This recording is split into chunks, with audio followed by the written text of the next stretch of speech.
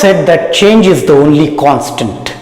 But whenever change hits, it's very difficult for us to understand, assimilate, and act upon, and then respond to the changed situations. So first and foremost, let's understand why does this happen. We all live in a zone called comfort zone. The moment change hits us, from comfort we move to panic zone.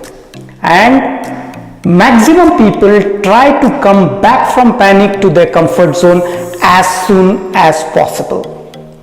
But beyond panic zone, we have learning zone. And beyond learning zone, we have performance zone.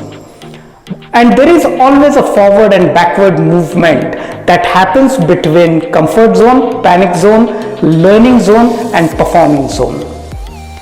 However, whenever change hits us, we have a lot of insecurity inbuilt because we are accustomed to doing things in a particular fashion, in a particular manner, and whenever change hits us, we are unable to understand now how do we respond to it. So the first thing that comes is we start panicking. There is an inbuilt insecurity, fear of unknown, fear of failure. There's a little irritation, frustration, and all these feelings and emotions put together club and eclipse on our thinking and logical reasoning. This is where emotional intelligence can play a major role.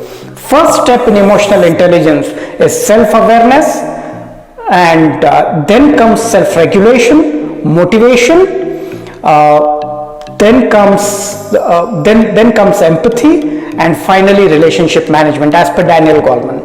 However, Reverend Baron talks about 4 aspects of emotional intelligence: intrapersonal, interpersonal, adaptability, and stress management.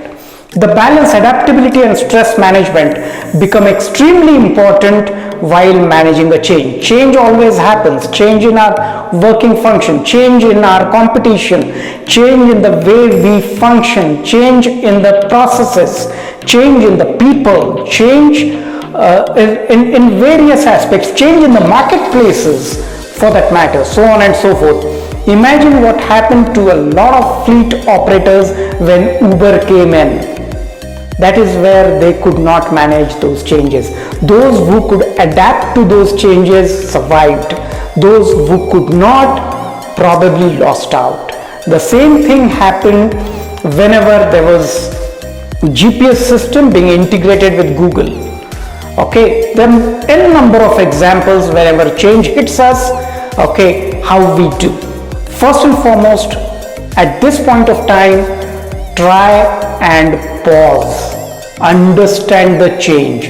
Understand the impact that it is going to carry out. Who's going to be impacted? What impact it will bring? For how long that impact will be? Now, is there a way out? What's the way forward?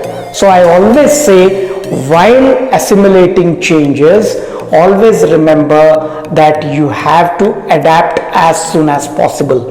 The same happened to millions of businesses during COVID situation. Businesses who could manage with changes survived. Businesses which could not manage those changes, adapt to those changes, really had tough time. Eventually they had to give in. So it's always better to be open enough to adapt to those changes.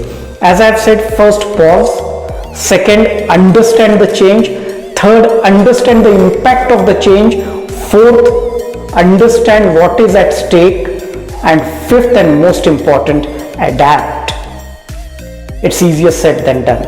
While adapting, probably you have to reskill or upskill yourselves.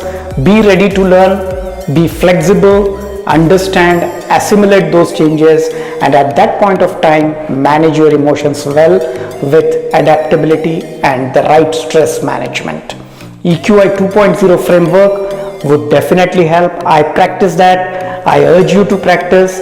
In my upcoming book, Mastering Emotional Intelligence, the various factors how change management can be done effectively in a smooth manner using emotional intelligence. So be prepared for the change. When the change hits you next, you take it in the right stride, make maximum of it, stay relevant, change before you get changed.